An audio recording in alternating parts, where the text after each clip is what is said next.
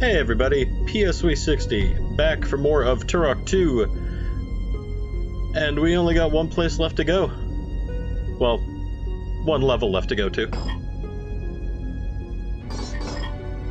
Pretty well guarded compared to the other ones.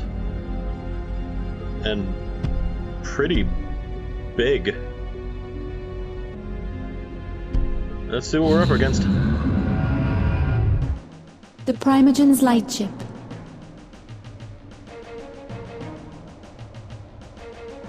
Little is known about this mysterious and ancient vessel. The lightship is believed to be maintained by a horde of lethal biomechanical droids programmed to do their master's bidding. The vessel itself is massive and is undoubtedly well defended. Your mission objectives are as follows. Destroy 3 automated assembly plants. The Primagen's lightship is completely self-sufficient and can supply itself with an army of biobots manufactured deep within the superstructure. In the event that the Primagen is defeated, the biobots have been programmed to exit the lightship and eradicate intelligent life from the face of the Lost Land as one last twisted act of revenge by the Primagen. You must destroy all of the assembly plants within the lightship.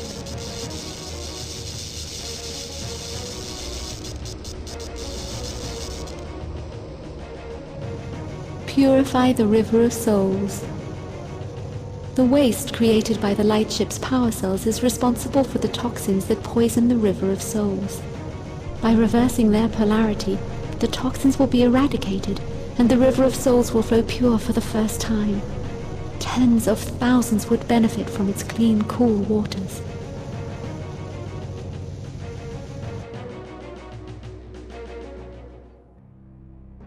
Adon sure has a lot of information about this ship that little is known about. Or she's got a really weird definition of little. Oh, hello there. And, goodbye.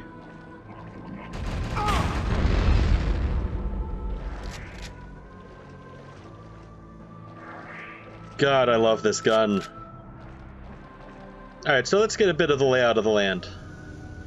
We can see the Primagen key waiting behind a force field here.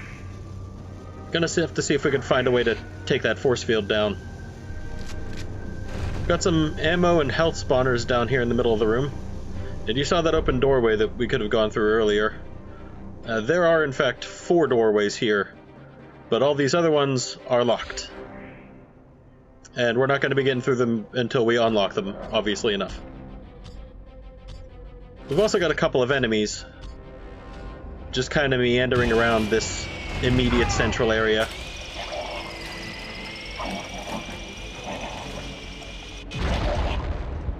And they tend to make a lot of noise when they walk. So let's just see if we can make this place a little bit quieter, shall we?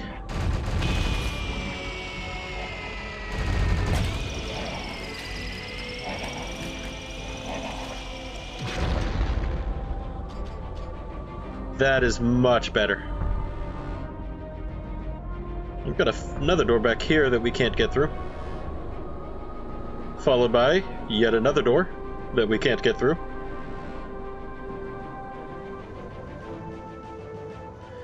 And yet one more door that we can't get through. And now we're back at the beginning. Seeing as how we've really only got one choice of where to go, I might as well take it. Get our charge dart back out and, crap. Double crap.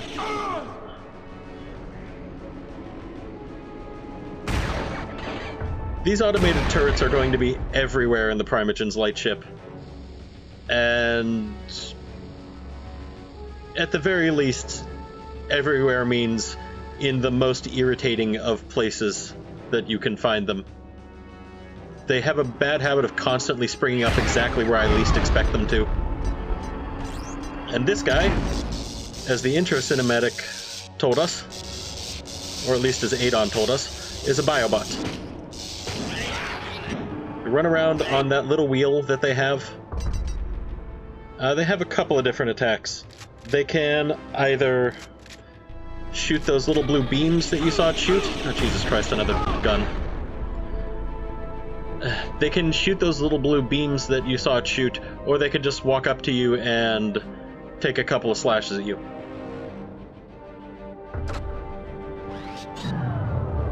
That button's going to be a very common theme. Generally, if we see a dead-ended corridor like that, there's going to be a button to make a teleporter drop down. Speaking of which, dead ends are also going to be a big thing in the Primagen's lightship, as there are frequently these little side paths that lead to health, ammo, life force tokens, any large variety of pickups. Now, one thing to note about that blue blast that you saw it do: if you take them out before they can actually fire that blast off, that blast is still going to come after you.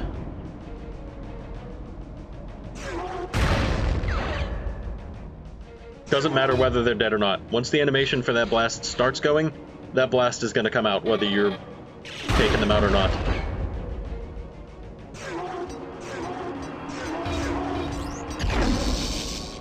Thankfully, for as common as these auto defense turrets are, they go down pretty easily. Particularly to the Shredder, since they're tucked back in these little alcoves. There's gonna be one that... No, it's behind me.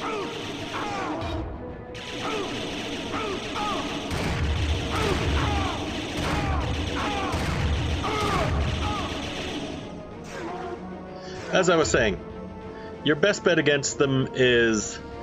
Well, if you're far enough away, you can snipe them. But since they're always tucked back into these little recessed alcoves and crevices, the Shredder bouncing around in there almost always takes them out in one shot. It is by far the easiest gun to deal with them with. That was a weird sentence.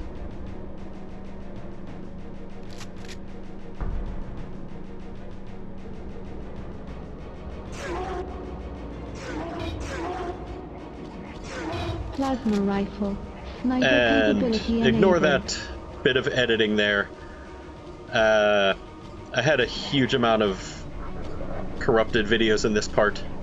So this is kind of a recreation of what happened in the original one.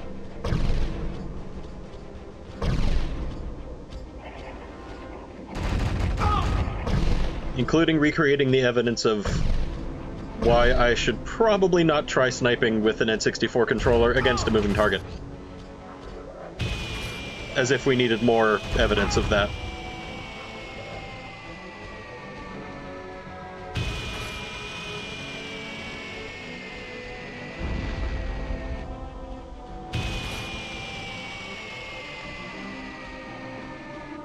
Alright, that's enough of these boars.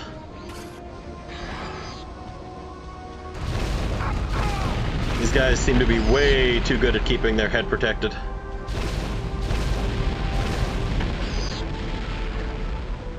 There we go. Now you'll note that blue crystal that's in the middle of the room. Right up there. We're gonna need to be picking those up, as the game doesn't really tell it to us until after we'd get to those, I don't know what to call them, pollution generators. But we need these capacitor found. These ion capacitors to purify the River of Souls from the Primagen, who might as well be Captain Pollution at this point.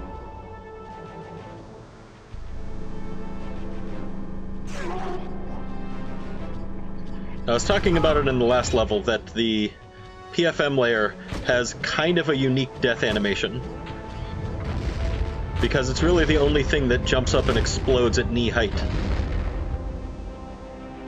Let's see if we can get it to activate on this guy.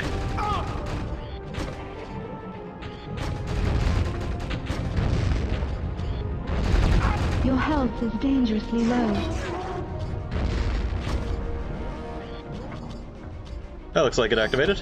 Yeah, there it goes. And now his legs are cut off at the knees. I don't know where the rest of his legs went.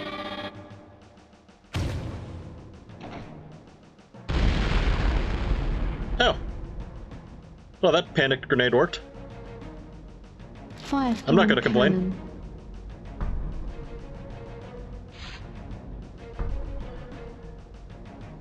If you haven't quite noticed how the level is laid out yet, what we're going to be seeing is a lot of these corridors stretching back and forth between a couple of these more, I guess I'll call them set-piece oriented rooms. Like, there's a few rooms and different. Each of those 4 doors that we saw back in that main room leads to a different sector of the ship, and each sector is at the very least styled differently, so it doesn't directly look like we're walking through the same hallway over and over again. But in each sector, it's going to kind of feel that way a little bit.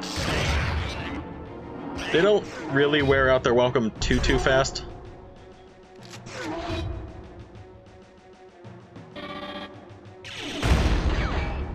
As by the time we get to a new sector, the other one's just starting to get a little bit old.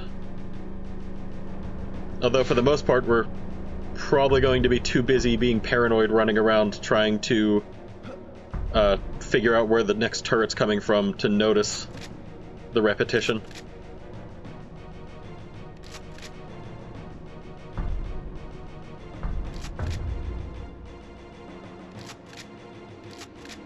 Honestly, the auto turrets are pretty good about building a good amount of paranoia in the player. Or at least they're good at building a good amount of paranoia in me, as any one of these corners or T intersections looks like it could have an auto turret. But half the time it doesn't. So I just sit there, wandering through the corridors, pointing my gun at nothing. Like these 2 guys in here that usually pretty badly ruin my day. And this gun that will be more than happy to shoot us in the back as we're trying to backpedal from these 2 guys in here, assuming we didn't know they were there previously.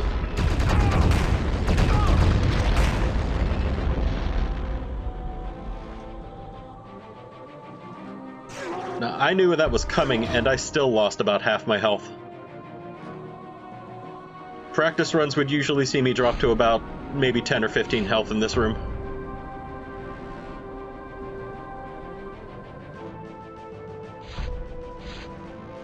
Now, we're probably going to have to find a way to get up top. Yeah, like those stairs.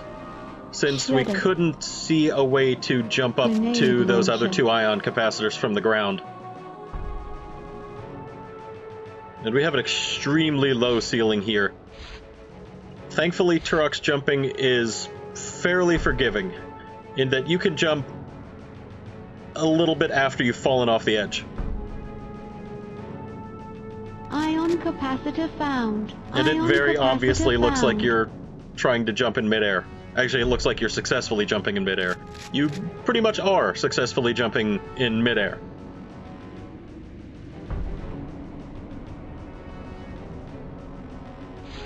And I didn't really see anywhere else to go in this room. So we might as well see where this goes and find out that it's a surprise elevator.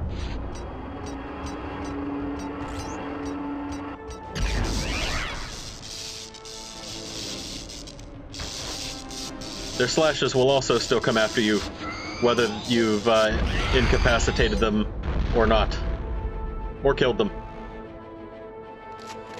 They're kind of dicks like that.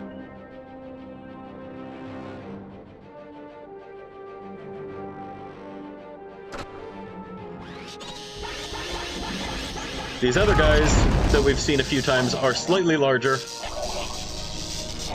They actually don't really have that much health. Like, you can take them out pretty easily with the Warblade. Especially compared to some of the creatures we saw on some of the earlier levels, like Perlin and such. Okay, I heard the auto turret drop, but where's it at? Oh. Okay. That's nice game.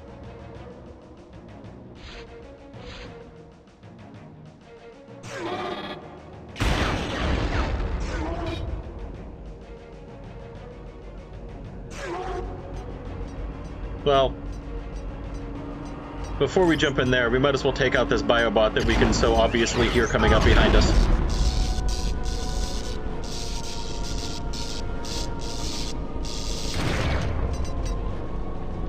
That way we don't have to deal with them when we come back out of the save point.